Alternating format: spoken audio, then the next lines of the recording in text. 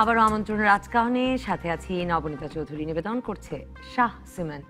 মূল আলোচনায় যাবার আগে চলুন জেনে নেই মার্কেন্টাইল ব্যাংক সংবাদ শিরোনাম। মিয়ানমার সেনাবাহিনীর দমন পীড়নে বর্তমানে বাংলাদেশের নতুন পুরনো মিলিয়ে প্রায় 11 লাখ রোহিঙ্গা অবস্থান করলেও এরই মধ্যে আবার ভারত ও সৌদি আরব বাংলাদেশে রোহিঙ্গা ফেরত পাঠাতে শুরু করেছে।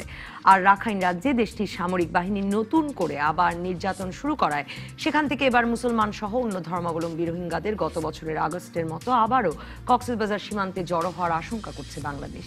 এ বিষয়ে উদ্বেগ জানাতে মিয়ানমারের রাষ্ট্রদূতকে তলব করার পাশাপাশি নতুন করে লোক ঢোকার পরিস্থিতির তীব্র প্রতিবাদ জানিয়ে গত মঙ্গলবার একটি নোট ভার্বালও হস্তান্তর করা হয়েছে। এর মধ্যে জাতিসংঘ শরণার্থী বিষয়ক সংস্থা UNHCR এর বিশেষ দূত অ্যাঞ্জেলিনা জোলি বাংলাদেশে এসে বিভিন্ন রোহিঙ্গা ক্যাম্প পরিদর্শন শেষে বলেছেন, বাংলাদেশে অবস্থানরত রোহিঙ্গারা হচ্ছেন বিশ্বের সবচেয়ে নির্যাতিত মানুষ। এছাড়া যারা মানবাধিকার লঙ্ঘন করেছে তাদের অবশ্যই জবাবদিহি করতে হবে মন্তব্য করে অস্কার বিজয়ী এই হলিউড অভিনেত্রী আরও বলেছেন, রোহিঙ্গাদের অধিকার ও তাদের ফিরে যাওয়া নিশ্চিত করার দায়িত্ব মিয়ানমার সরকারের।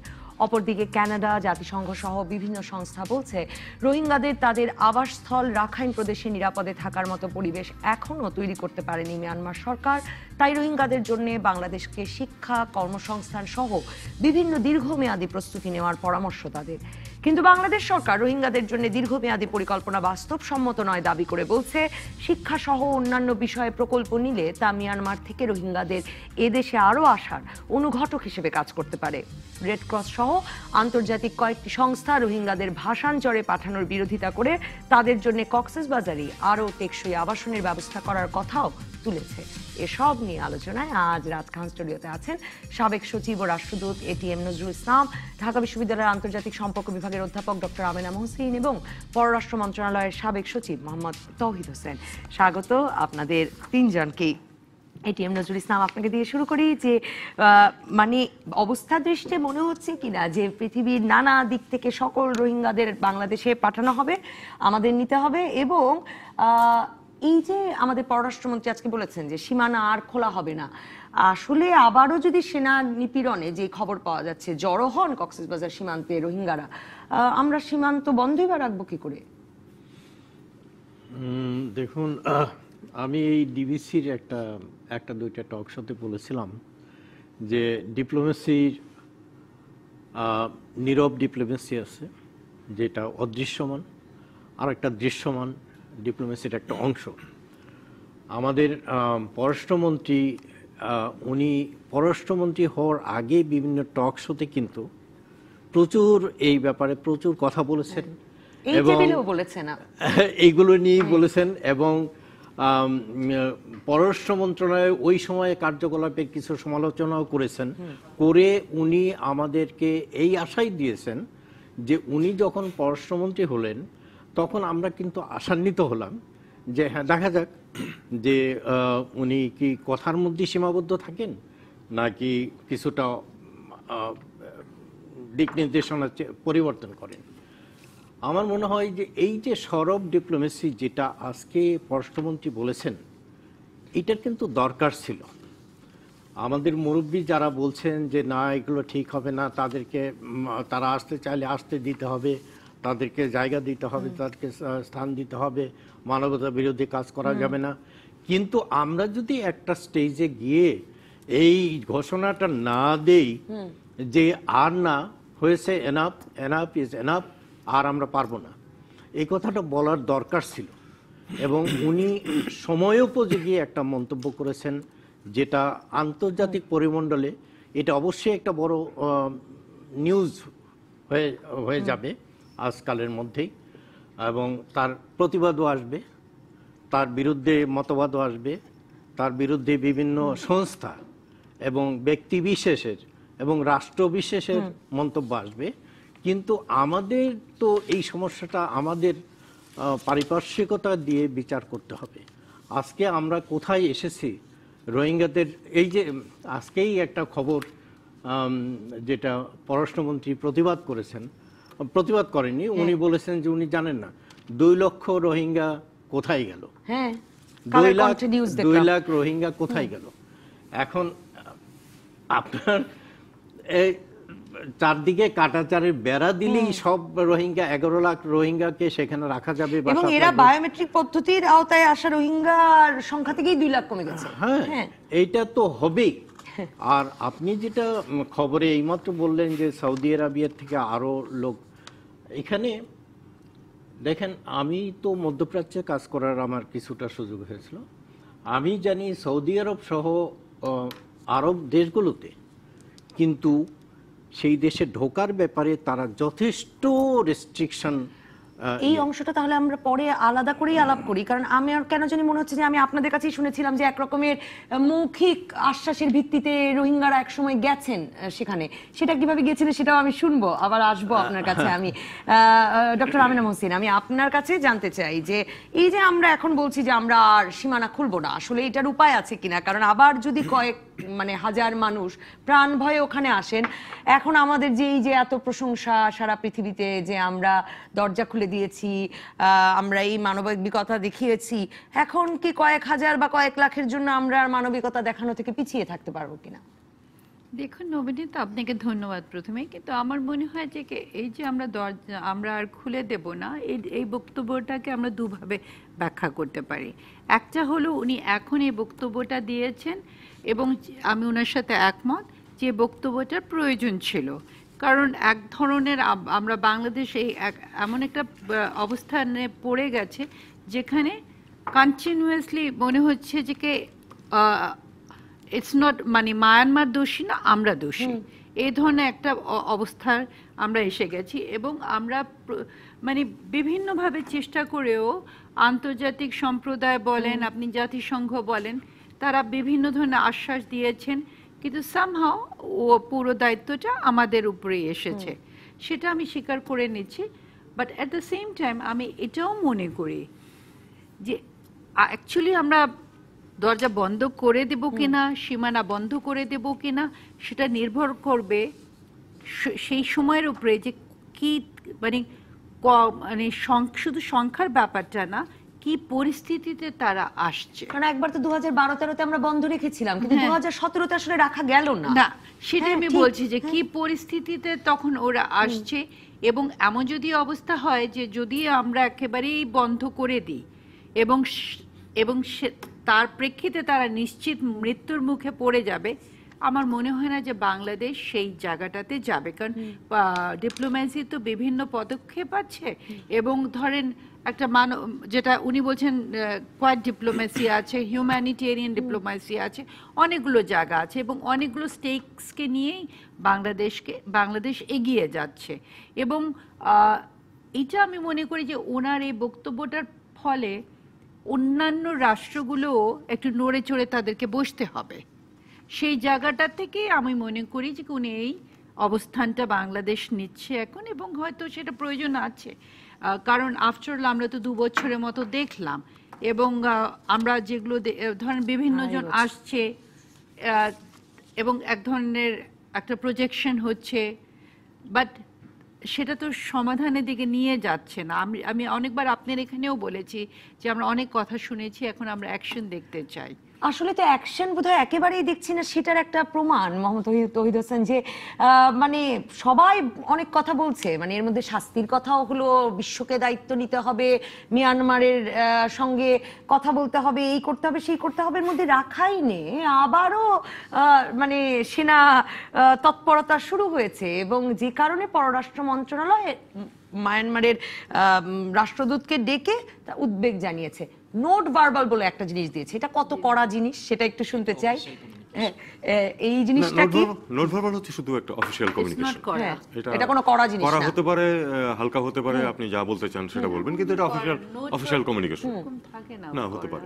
আপনি খুব শক্ত আপত্তিও আপনি নোট ভার্বালের মাধ্যমে জানাতে পারেন। এটা অফিশিয়াল ফর্ম অফ কমিউনিকেশন। আসলে যে কিছু কাজ করছে না তার একটা প্রমাণ এটা কিনা যে রাখাইনে আবারও সামরিক অভিযান শুরু হয়েছে, এবং এবার অনেক পররাষ্ট্র মন্ত্রণালয়ের কাছে খবর যে উল্লেখযোগ্য সংখ্যক অমুসলিম, বৌদ্ধ, খুমিন, অন্যান্য উপজাতীয় মানুষও এখন সীমান্তে জড়ো হচ্ছেন। এটা হবে, এটা তো প্রায় অবধারিত ছিল এই জন্য যে গেটিং অ্যাওয়ে উইথ মার্ডার বলে একটা যে টার্ম আছে প্রচলিত, Myanmar has got away with murder. হুকুম করে পার পেয়ে গেছে। তারা সবচেয়ে বড় অপরাধগুলি করেছে এবং তাদের কিছুই তাদের বিরুদ্ধে অ্যাকশন নেওয়া হয়নি। কারণ আমি একই কথা এটা রিপিট করেই যাচ্ছি প্রতিবারে, সেটা হলো যে কারণ তাদের পাশে দাঁড়িয়েছে খুব শক্তিশালী দেশ চীন এবং আমার মতে ভারতও। তাহলে পরিবর্তনটা কিভাবে হবে? পরিবর্তনটা বর্তমান পরিস্থিতি যতক্ষণ পর্যন্ত এই মিয়ানমারের পেছনে যে যারা আছেন তাদের অবস্থান যতক্ষণ পরিবর্তন না হবে, অথবা আরেকটা যেটা আমি বলছিলাম সেটা হলো যে মিয়ানমারের বিরুদ্ধে এমন অ্যাকশন নিতে হবে যেন তারা পেইন ফিল করে, মানে তাদের অসুবিধা হতে হবে বা কষ্ট হতে হবে সেটাকে উইথস্ট্যান্ড করতে, মেনে নিতে। যতদিন পর্যন্ত সেটা না হবে ততদিন পর্যন্ত এই সমস্যার সমাধান হবে না। মোমেন সাহেব যেটা বলেছেন, অবশ্যই বর্তমান পরিপ্রেক্ষিতে বিশেষ করে আমরা 1.5 বছর 2.5 বছর যাবৎ তাদেরকে সম্পূর্ণভাবে আমরা সাপোর্ট করে যাচ্ছি এবং আন্তর্জাতিক সম্প্রদায় খুব সামান্য করেছে, এটা প্রায় কিছুই করে নাই, মৌখিক লিপ সার্ভিস দেওয়া ছাড়া যেটাকে বলে আর কি। কাজে উনি একটা শক্ত অবস্থান ওনার নেওয়া উচিত। আমি মনে করি না যে এতে করে বিপুল সংখ্যক মানুষ মৃত্যুর সম্মুখীন হবে, কারণ আমরা জানি যে বেশ কিছু সংখ্যক কিন্তু 0 পয়েন্টের কাছাকাছি অনেকদিন যাবত আছে। সেই সংখ্যাটা বেড়ে 50,000 1 লাখ হয়ে গেলেই যে একেবারে তারা মৃত্যুর মুখোমুখি হবে আমার তা মনে হয় না। আর একটা সময় বোধহয় এসেছে যখন আমরা কিছু বদনামের রিস্ক আমরা নিতে পারি, কারণ যদি আমরা সুনামের সাথে সমস্যাটা সমাধান করতে নাই পারি, আমাদেরকে তো একটা পর্যায়ে গিয়ে দেখাতে হবে যে আমরা এই পরিস্থিতিটাকে সহ্য করতে রাজি নই। যারা আমাদেরকে বলে, উপদেশ দেয় যে তাদেরকে ওই চরে নেওয়া যাবে না ইত্যাদি ইত্যাদি, তারা কতটুকু করেছে এই মানুষগুলোর জন্য? তাদেরকে কি যেখানে তারা এখন আছে সেখানে থাকার জন্য যতটুকু প্রয়োজন ততটুকু সহায়তা কি করেছে? করেনি। অনেকখানি আমাদের উপর দিয়ে যাচ্ছে এবং আমাদের স্থানীয় মানুষদের উপর দিয়ে যাচ্ছে। বিপুল সংখ্যক মানুষকে তাদের যা নিজেদের যা সংখ্যা তার থেকে বেশি সংখ্যক মানুষকে সেখানে তাদের আশ্রয় দিতে হচ্ছে। এবং এটা এমন কোনো দেশ না কানাডার মতো যেখানে যে 1 বর্গ মাইলে 5 জন বা 10 জন মানুষ, এটা একটা অত্যন্ত ঘনবসতিপূর্ণ দেশ। সেখানে একটা ছোট্ট জায়গার মধ্যে আপনি এরকম 1 মিলিয়ন লোককে চাপিয়ে দিয়েছেন এবং বিশ্ব সম্প্রদায় প্রায় কিছুই করছে না ব্যাপারে। কোনো গুরুত্বপূর্ণ ফোরামে শক্তভাবে এটা নিয়ে কোনো কিছু বলা হচ্ছে না। এখন প্রথম দিকে কিছু বলা হতো, এখন সেটাও অনেকটা কমে আসছে। কাজেই আর আমরা শুধু সীমান্ত বন্ধ করে কি হবে? মানে এই খবরও তো আমরা গত 1 মাস ধরে পড়ছি যে ভারত থেকেও বিভিন্ন জায়গা থেকে রোহিঙ্গাদের যেহেতু পুশ করা হবে, এটা শুনে তারা নিজেরাও মানে দেখুন সবকিছুই নিজেরাই নাকি ঢুকে পড়ছেন বাংলাদেশে। সবচেয়ে বড় গুরুত্বপূর্ণ বিষয় হচ্ছে যে যারা ইতিমধ্যে এসেছে এবং যাদেরকে আমরা রেকর্ড করেছি তাদের সংখ্যা 1 মিলিয়নের কাছাকাছি। এখন এই ধরেন যদি না, তার সঙ্গে কি ব্যাপারটা এমনও যে পৃথিবীর যেখানে যত রোহিঙ্গা খুঁজে পাওয়া যাবে তাদেরকেও বাংলাদেশে ঢুকিয়ে দেওয়া হবে যদি আমরা এই ব্যাপারে কোনো ধরনের কোনো অ্যাকশন না নেই, তাহলে দেওয়া হবে। এবং বিশ্ব যদি চুপ করে থাকে তাহলে সবাই দেখবে যে এটা হলো সবচেয়ে কনভিনিয়েন্ট পদ্ধতি। জেনে একটা বিরতিতে যাই যে আমরা মানে সংবাদ মাধ্যমগুলো বলছে যে গত 16ই জানুয়ারি পর্যন্ত 2018 ডিসেম্বর থেকে ভারত থেকে পালিয়ে বাংলাদেশের বিভিন্ন সীমান্ত দিয়ে 1300 রোহিঙ্গা এসেছে। মানে আমরা কি করে জানছি, মানে পালিয়ে ঢুকছে কি করে? পালিয়ে ঢুকছে কারণ বর্ডার কখনোই সম্পূর্ণভাবে না, তাহলে আবার আমরা সংখ্যাটা কি করে জানছি? সংখ্যা জানা যায়, এটা কতগুলো পদ্ধতি আছে। কিছু হয়তো এসে আশ্রয় নিয়েছে, কিছু ক্যাম্পেও তো পৌঁছেছে, বেশ কিছু বা তার আশেপাশে পৌঁছেছে। আমরা একরকমের নীরবে মেনে নিচ্ছি। এটা that is everybody anyone's guess.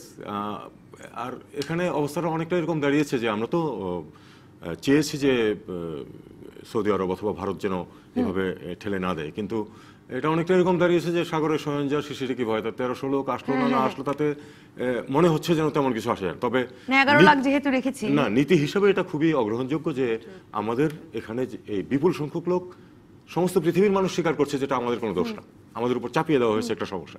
সেখানে আমরা যাদেরকে বন্ধু মনে করি শক্তভাবে, তারা সামান্যতম আমাদেরকে আরো বিপদে ফেলবেন, আরো দুরবস্থায় ফেলবেন, এটা খুবই দুঃখজনক এবং অগ্রহণযোগ্য। একটা বিরতিতে যাই, বিরতির পরে এটিএম নজরুল ইসলাম আপনার কাছে ফিরবো। সৌদি আরব থেকে যারা আসছেন তাদের সম্পর্কেও একটু কথা বলতে চাই একটা বিরতির পর। ফিরে এলাম রাজকাহানি, এটিএম নজরুল ইসলাম। শুধু তো ভারত থেকে নয়, এখন বাংলাদেশ পাসপোর্ট ব্যবহার করে বসবাস করা এমন 13 রোহিঙ্গাকে চিহ্নিত করে 13 জন রোহিঙ্গাকে চিহ্নিত করে 8ই জানুয়ারি সৌদি আরব পাঠিয়েছে। এখন জানা যাচ্ছে যে কয়েকশো রোহিঙ্গা অপেক্ষা করছেন সৌদি আরবে, যাদেরকে বাংলাদেশে ফেরত পাঠানো হবে। এইটাই বা কিভাবে ঘটলো? এবং এটা তো বোধহয় তাহলে সৌদি আরব দিয়ে শেষ হবে না, নিশ্চয়ই অন্য দেশেও গেছেন। রোহিঙ্গারা? না, আমি কিন্তু এটা মোরলেস ওপেন সিক্রেট। বিগত বহু বছর আগে 78-এ যখন রোহিঙ্গাদের বিতরণ শুরু করে, তখন থেকে আমার জানা মতে, আমি মধ্যপ্রাচ্যে কাজ করার সময় জেনেছি যে সৌদি আরবিয়াতে কমপক্ষে 2 লাখ রোহিঙ্গা আছে। হ্যাঁ, এবং Saudi Arab knows that, knowing that they have been allowed to stay in that country. এখন রিসেন্টলি যেটা হয়েছে, হয়তো তখন কি তারা বাংলাদেশ হয়ে গিয়েছিলেন এই 2 লাখ রোহিঙ্গা? আমার জানা মতে ইয়েস, ট্রাভেল ডকুমেন্ট নিয়ে না পাসপোর্ট নিয়ে? কিন্তু তারা বাংলাদেশের পাসপোর্ট নিয়ে they were identified as Rohingyas, even that they were allowed to stay in that country বলতে পারেন যে পাসপোর্ট ছিল on রোহিঙ্গা সিল দিয়ে দিয়েছে আচ্ছা on humanitarian ground। সৌদিরা, হ্যাঁ, সৌদিরা। তো সেই দৃষ্টিকোণ থেকে আমি বলবো যে সৌদি আরবে এখন 13 জন বা 1300 যদি ফেরত পাঠায়ও, আমাদের বন্ধুপ্রতিম রাষ্ট্র সৌদি আরবকে কিন্তু ওইভাবে দোষারোপ করা ঠিক হবে না। এবং যাদেরকে ফেরত পাঠাচ্ছে দেখতে হবে যে তারা বাংলাদেশ থেকেই জাল পাসপোর্ট ভিসা নিয়ে গেছে কিনা। গিয়ে থাকলে এমন যে এই ওপেন সিক্রেটের তো মতো করে MRP হয়ে গেছে। সৌদি আরব তখন বলেছিল যে, আমি শুনেছিলাম ঠিক বললে পরে মালয়েশিয়াতেও এরকম কিছু গেছেন। তো এরকম যদি ভাবেন যে আমরা অনেক দিন নিলাম দায়িত্ব, কাজ টাজ দিলাম, এখন আর নিতে পারছি না, এবার বাংলাদেশের 11 লাখের সাথে গিয়ে মিশে যাক। মালয়েশিয়া যাওয়া আর সৌদি আরবে যাওয়া, মালয়েশিয়াতে নরমালি বোটে করে যায়, ওখানে জঙ্গলের মধ্যে নামিয়ে তারপরে কাজ শুরু করে।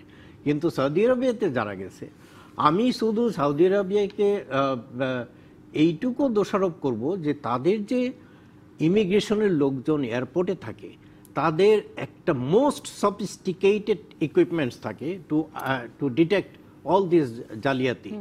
তো how they entered Saudi Arabia? Didn't they see that? এখন they were identified and they are being sent to Bangladesh. এখন বাংলাদেশ নিতে পারে।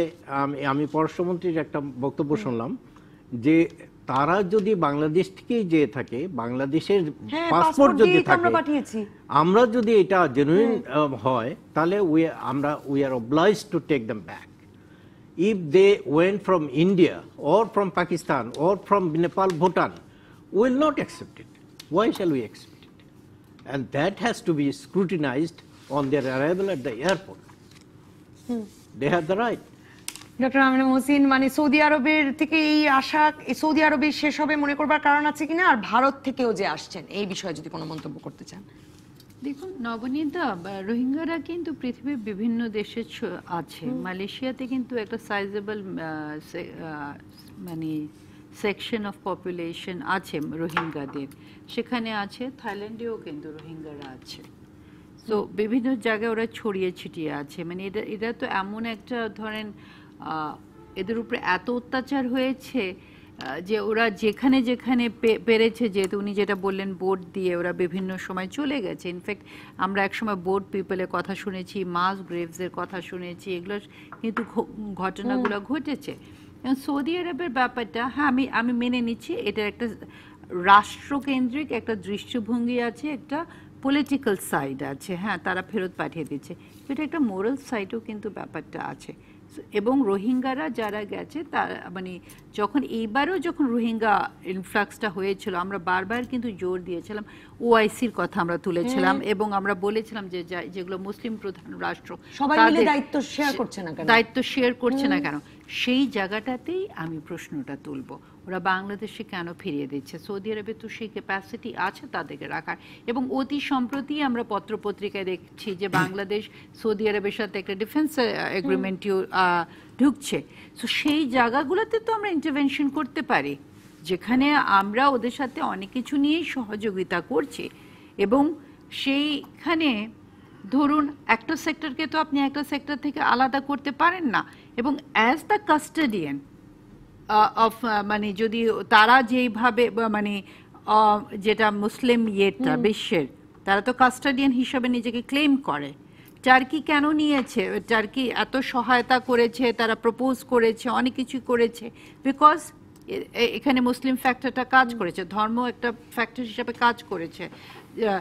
এখানে সৌদি আরবে তো সে দায়িত্বটা বর্তায় কিন্তু মমতা ওয়াহিদ হাসান, ব্যাপারটা আসলে এমন কিনা যে আমরাই তো আমাদের পাসপোর্ট দিয়ে পাঠিয়েছি, আপনি মানে একটা পরিষ্কার করেছেন যে ওই রোহিঙ্গা সিল দিয়ে ভেতরে ঢোকানো হয়েছে, মানে ব্যাপারটা থেকে এটা বুঝে নেওয়া যায় কিনা যে সৌদি আরব মানে এখন আর রোহিঙ্গা রাখবে না, এবং মানে ব্যাপারটা এরকম, এটা মনে করবার কারণ আছে। হ্যাঁ, কেন তো একটা প্রশ্ন বটে। এতটা বোধ হয় না, অন্তত এখন পর্যন্ত মনে হচ্ছে না 130টা বা 1300 যদি পাঠায় এটাতে সেটা প্রমাণিত 13 জন মাত্র পাঠিয়েছে, আরো 250 নাকি 250, যেটা মিস্টার নজরুল ইসলাম বলছিলেন যে আসলে এই সংখ্যাটা অত গুরুত্বপূর্ণ না মোট সংখ্যার তুলনায়, নীতিগতভাবে যদিও এটা গ্রহণযোগ্য না। তবে আমি যেটা মনে করি সেটা হলো সৌদি আরব এবং ভারতের সাথে আমাদের আসলে কোয়াইট ডিপ্লোমেসি বজায় রাখতে হবে এই বিষয়ে। এটা নিয়ে খুব বেশি চেঁচামেচি করে কোনো পজিটিভ ফল পাওয়া যাবে না, কিন্তু আমাদেরকে ভোকাল হতে হবে। আসলে যারা এখানে এসছে তাদেরকে যে ফেরত নিতেই হবে এ ব্যাপারে আমাদেরকে ভোকাল হতে হবে, এবং এখানে আমাদের কোয়াইট ডিপ্লোমেসির আর কোনো স্থান নেই। একদিকে আমরা ওটাতে ভোকাল হব, আর আরেকদিকে যত দেশের যত রোহিঙ্গা তত, মানে ইন দ্য মিন টাইম এই সময়ের মধ্যে তারা ঢুকতে থাকবে বাংলাদেশে। না, তা ঢুকতে থাকবে না। সেটা যখন সেই পরিস্থিতি এখনো সৃষ্টি হয়নি, এবং সে সৃষ্টি হওয়ার আগে আমাদের প্রিএম্প্ট করতে হবে থ্রু কোয়াইট ডিপ্লোমেসি, কারণ চেঁচামেচি করে ওখানে ফায়দা পাওয়া যাবে না। যেখানে এটা করতে হবে যেটা, সেটা হলো যে আমাদেরকে ভোকাল হতে হবে এই প্রসঙ্গে যে যারা এখানে এসছে তাদের সবাইকে ফেরত যেতে হবে, এবং সেটা তাড়াতাড়ি, সেটা 20 বছর পরে না।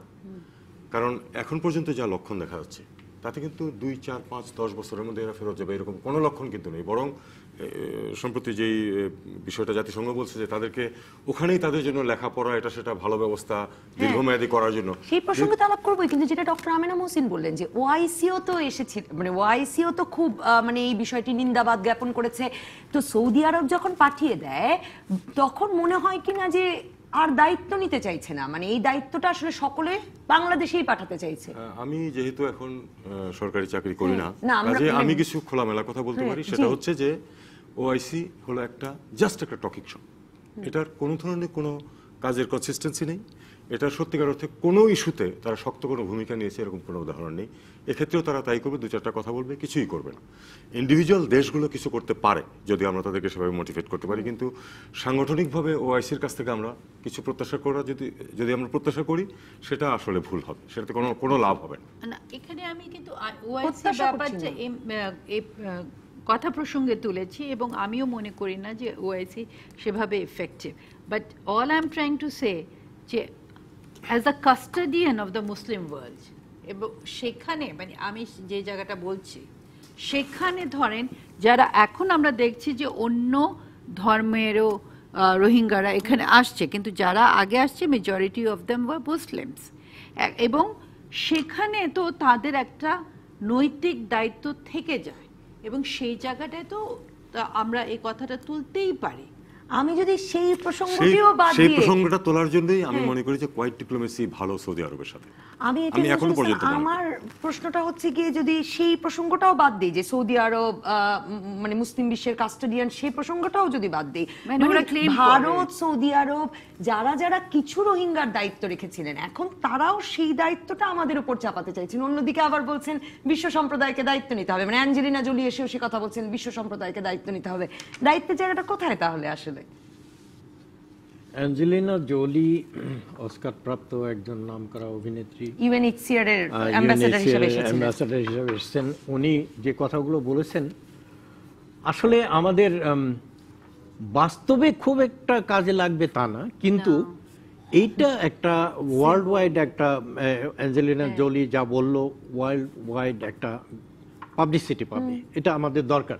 কিন্তু দেখেন একটা জিনিস আমি বলবো অপ্রাসঙ্গিক মনে হতে পারে আপনার কাছে, এই যে এত বড় সমস্যা আমাদের দেশে এতগুলো পলিটিক্যাল পার্টিজ আছে, এত স্টুডেন্টস ফোরাম আছে, এত এনজিওস আছে, আপনি কি ঢাকার রাস্তায় কোনো সময় কোনো বিক্ষোভ দেখেছেন? আমার মতে এই জিনিসটা ড্রাম আপ করার এখন উপযুক্ত সময়, এখনো লেট হয়ে যায়নি। আমার ঢাকায় ঢাকায় 3 মাসে মনে হচ্ছিল যে আমরা সংবাদ মাধ্যমও আসলে এই ইস্যু একদম কিছু না। এই যে ঢাকায় যদি 500 লোক বা 5000 না হোক 500 লোকও যদি প্ল্যাকার্ড নিয়ে রাস্তায় নামে এবং মিয়ানমার এমবাসির দিকে যাওয়ার চেষ্টা করে, পুলিশ অবশ্যই স্টপ করবে, কিন্তু that will give a publicity. একটা পলিটিক্যাল পার্টিজের নাম বলেন যারা এখন পর্যন্ত ঢাকায় মিয়ানমারের এই অপকর্মের প্রতিবাদ করেছে? এটাও কি আমাদের কোয়াইট ডিপ্লোমেসির অংশ হতে না, পারে? কিসের ডিপ্লোমেসি? আপনার ফরেন মানে মিনিস্টার, quiet, মানে নীরব ফরেন diplomacy-র মিনিস্টার বাইরে কোনো কোয়াইট ডিপ্লোমেসি নাই। লাউড ডিপ্লোমেসি করতে হবে, এটা খুব জোরে সোরে করতে হবে, রাস্তায় অনশন। আমাদের বাঙালি সম্প্রদায় এখন বিশ্বের এমন একটা দেশ নাই যেখানে বাঙালি সম্প্রদায় নেই। নিউ ইয়র্কে জাতিসংঘের অফিসের সামনে যদি আপনার 100 লোকও প্ল্যাকেট নিয়ে দাঁড়িয়ে যায়, that will become a good news, big news. লন্ডনে যদি মিয়ানমার এমবাসির দিকে 1000 লোক বা 2000 লোক যাওয়ার চেষ্টা করে, that will become a good news, big news. আপনার বসনিয়া হার্জেগোভিনার রিফিউজিদের নিয়ে যদি আমরা ওয়েস্টার্নরা এত গলদঘর্ম হয়ে যেতে পারে তাদের ইয়ের জন্য, এমনকি আপনার হেগ পর্যন্ত চলে গেছে। ডক্টর আমিনা হোসেন, আপনি একমত কিনা? মানে এর আগে ট্র্যাক টু ডিপ্লোম্যাসি নিয়েও এখানে আলাপ করেছেন আপনি, কিন্তু আমি আপনার কাছে জানতে চাই যে এই যে জনমত এবং আমরা যে আসলে চাই এদের ফেরত দিতে, সেটা আসলে আমরা করতে পেরেছি কিনা? কিছুই করিনি। আমরা করিনি, আমার মনে হয় সেই জায়গাটা করিনি। কিন্তু যেটা বাংলাদেশে আমরা করা হয়েছে সেটা হলো আমরা অনেক সভা সেমিনার করেছি, আপনারা অনেক টকশো করেছেন, না সেমিনার অনেক হয়েছে, ঢাকা বিশ্ববিদ্যালয়ে বেশ কয়েকটা সেমিনার। মানে একটা উনি বলছেন যে লোক জড়ো করা, একটা আওয়াজ তোলা, সেটা আমরা সেই জায়গাটাতে করার মধ্যে প্রয়োজন আছে। এটা শুধু বাংলাদেশে না, ধরেন বিভিন্ন, এবং শুধু এটা বাংলাদেশের দায়িত্ব না, এটা একটা হিউম্যানিটেরিয়ান ক্রাইসিস। বা ওখানে ধরেন যদি এটা ইংল্যান্ডে হয়, সেখানে তো বিভিন্ন দেশের নাগরিক আছে, ব্রিটিশরা আছে, সবাই মিলে একটা প্রোটেস্ট চেঞ্জ করতে পারে ইন সাপোর্ট অফ রোহিঙ্গাস। আমার জানার মতে in fact university college of London তারা একটা গবেষণা আরম্ভ করেছে, এবং সেখানে একটা ইন্টারন্যাশনাল কনফারেন্সও হতে যাচ্ছে এই জুলাই মাসে, সামনে হতে যাচ্ছে, জার্মানিতে হচ্ছে, বাট সেগুলো সেভাবে প্রচার পায়নি। মোহাম্মদ তৌহিদ হোসেন, এটা একটা খুব মানে অভিনব একটা কথা শুনলাম, কিন্তু হ্যাঁ মানে বিদেশে তো এটা খুব কমন যে পার্লামেন্টের সামনে কজন দাঁড়িয়ে থাকা এবং এটার মাধ্যমে একটা বিশ্ব জনমত গড়ে তোলার। আপনার কাছে কেমন লাগলো এই প্রস্তাব, এই আইডিয়া? আপনি দায়িত্বের প্রশ্ন তুলেছিলেন তো? হ্যাঁ, দায়িত্বের প্রশ্নে খুব সহজভাবে কিন্তু দুটো পয়েন্ট বলা যায়। এক হচ্ছে যে দায়িত্ব মিয়ানমারের, ওকে, আর বিশ্ব সম্প্রদায়ের দায়িত্ব হচ্ছে মিয়ানমারকে বাধ্য করার। ঠিক আছে, এটা হলো মূল। আমরা কতটুকু করেছি এ ব্যাপারে কিন্তু আমিও বিভিন্ন সময় অসন্তোষ ব্যক্ত করেছি যে আমরা ভাবছি যে মিয়ানমারের সাথে আলাপ আলোচনার মাধ্যমে তাদেরকে আমাদের সাথে রেখে এই সমস্যার সমাধান করা যাবে। একেবারে ডে ওয়ান থেকে আমরা যারা কনসার্ন বলে আসছি যে এটা কোনোদিনই কাজ হবে না। কিন্তু আমরা যাই তাহলে মোহাম্মদ তৌহিদ স্যার আপনার কাছেই ফিরবো। বিশ্ব সম্প্রদায় তো এখন উল্টো আমাদের বলছে ভাষান্তরে পাঠানো যাবে না, কক্সবাজারে আরো ভালো আবাসন ব্যবস্থা করতে হবে, বলছে শিক্ষা স্বাস্থ্যের দীর্ঘমেয়াদী পরিকল্পনা করতে হবে।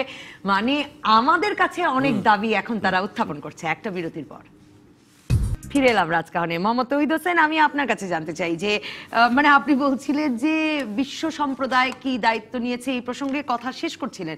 উল্টো তো বিশ্ব সম্প্রদায় এখন আমাদের বলছে যে ভাষান্তরে পাঠানো যাবে না, যদিও সেখানে আমরা স্থায়ী মানে ঘূর্ণিঝড় কেন্দ্র তৈরি করেছি, কিন্তু তারা বলছে কক্সবাজারে আরো ভালো আবাসন তৈরি করে দিতে হবে রোহিঙ্গাদের। আরেক দল বলছেন যে শিক্ষা স্বাস্থ্যের একটা দীর্ঘমেয়াদী পরিকল্পনা নিতে হবে।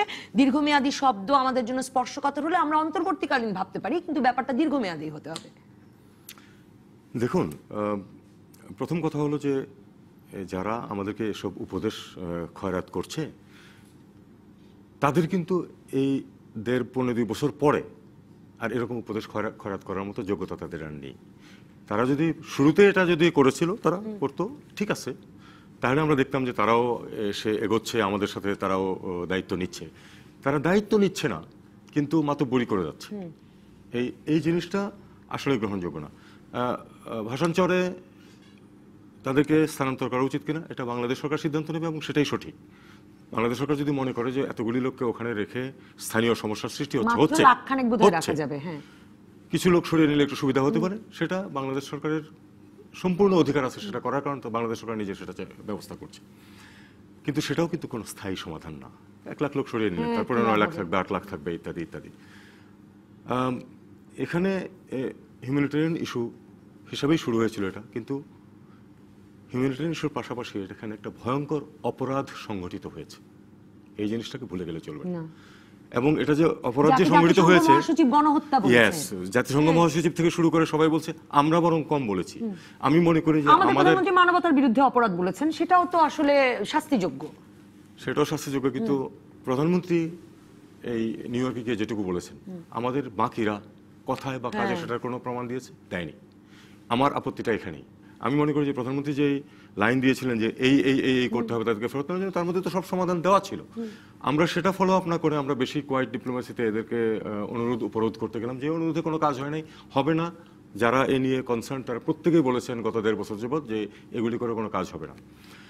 এখানে আমি একটা থিওরিটিক্যাল কথা দিয়ে আমার বক্তব্য আপাতত শেষ করতে চাই। সেটা হলো যে পৃথিবীর ইতিহাসে কোনো উদাহরণ নেই যে এ ধরনের অপরাধ সংঘটিত হওয়ার পরে অপরাধীর শাস্তি ছাড়া এই সমস্যার সমাধান হয়েছে, এরকম কোনো উদাহরণ নেই। কাজেই এই সমস্যার সমাধান করতে হলেও অবশ্যই মিয়ানমারের যে রেজিম এই কাজ করেছে তাদেরকে শাস্তি দিতে হবে, শাস্তি দেওয়ার মতো পরিবেশ সৃষ্টি করতে হবে বিশ্ব সম্প্রদায়ের, না হলে এই সমস্যার সমাধান হবে না। সেই পরিবেশ কিভাবে সৃষ্টি হবে সেটা বিভিন্ন উপায় আছে, সবগুলি উপায়ই ডক্টর আমিনা মহসিন, আবার আমি দেখছি যে অনেকদিন পরে রোহিঙ্গা নিয়ে আলোচনাও, আর অনেকদিন পরে আবার দর্শকদের অনেকে মনে করছেন যে আমাদের সামরিক সক্ষমতা বাড়াতে হবে, 2 ডিভিশন সেনা জড়ো করতে হবে আরাকান সীমান্তে।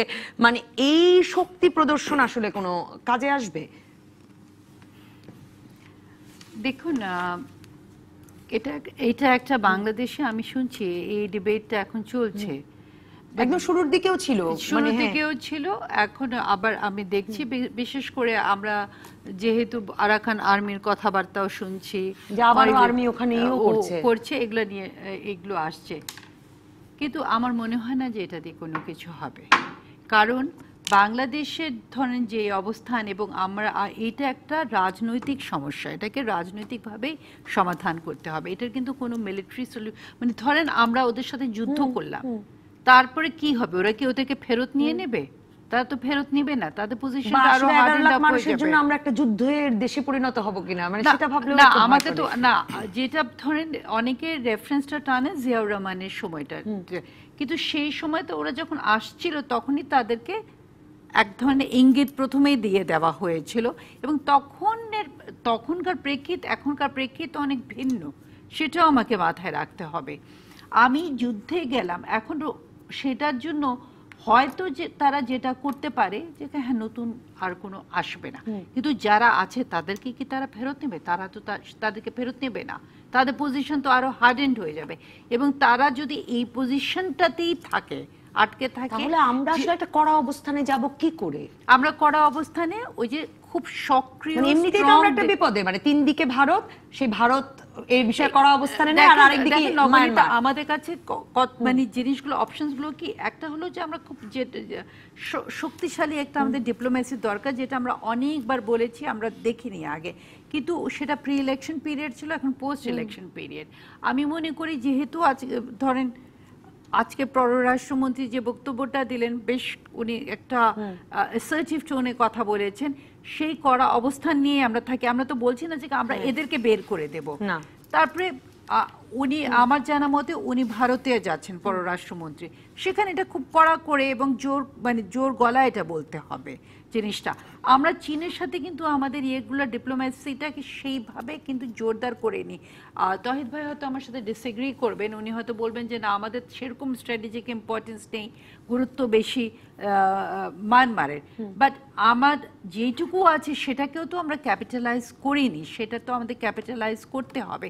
এবং এটা যদি আমি একটু শেষ করে নিই, মানে যদি এটা সমাধান না হয় তাহলে কি কি ধরনের প্রবলেমস হতে পারে রিজনাল লেভেলে, ইন্টারন্যাশনাল লেভেলে, সেটা যদি ফরেন অফিস এক ধরনের একটা ব্রিফিং তৈরি করে, সেটা নিয়েই বাইরে যাক এবং স্পেশাল এমিসারিজ পাঠাক, এবং উনি যেটা বলছেন সেটাও একটা খুবই মানে আমি মনে করি একটা জোরালো জায়গা, যেখানে শুধু বাংলাদেশই না, আমি মনে করি অন্যদেরকে মিলিয়েও যদি আমরা প্রোটেস্টগুলো করি তাহলে কড়া ডিপ্লোমেসিটা আসলে কি করা, মানে ওই যে ভারত চীন বা বিশ্ব সম্প্রদায়কে দিয়ে একটা কড়া মেসেজ পাঠানো, সেটা কেন করা যাচ্ছে না?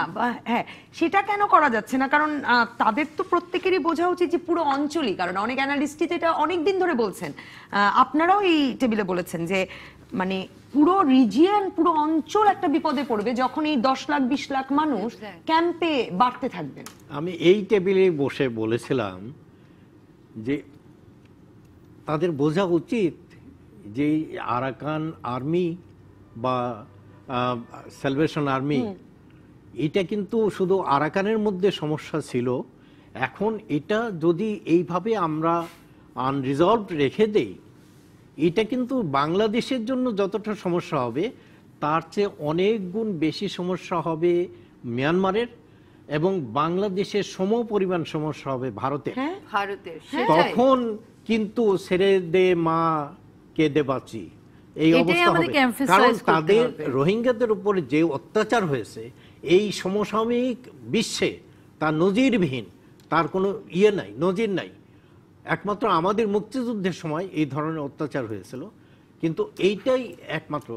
এখন যদি আমরা ওই কোয়াইট ডিপ্লোমেসির দিকেই শুধু তাকিয়ে থাকি, এই সমস্যার সমাধান হবে না। আমি বলছি না, বিং এ ফরমার ডিপ্লোম্যাট, আমি বলছি না আমরা যুদ্ধ চাই, কিন্তু আমি বলছি একটু গোলমাল চাই। গোলমালটা কীরকম? গোলমালটা এই যে রাস্তায় বিক্ষোভ করুক, দেশে বিদেশে বাঙালি নামুক রাস্তায়, তারা হইচই করুক, এবং বর্ডারে যেটা পররাষ্ট্রমন্ত্রী বলেছে সেটা at any cost by any means that has to be implemented. যে বর্ডার বন্ধ তখন বর্ডার বন্ধ থাকবে, তখন দেখবেন যে এই মুরব্বী যারা উপদেশ দিচ্ছে তারা আবার হইচই করবে, করতে দেন তাদের হইচই, কিন্তু that should become a news যে বাংলাদেশ হ্যাজ স্টপড।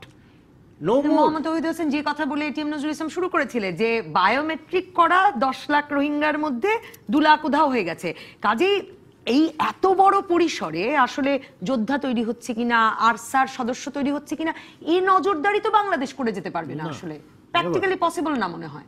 এটা সম্ভব না, আর তাছাড়া আপনাকে আরেকটু দীর্ঘমেয়াদেও চিন্তা করতে হবে। আমি পুরো একমত নই যে ভারত মিয়ানমারের খুব সিরিয়াস সমস্যা হবে। সিরিয়াস সমস্যা আমাদেরই হবে।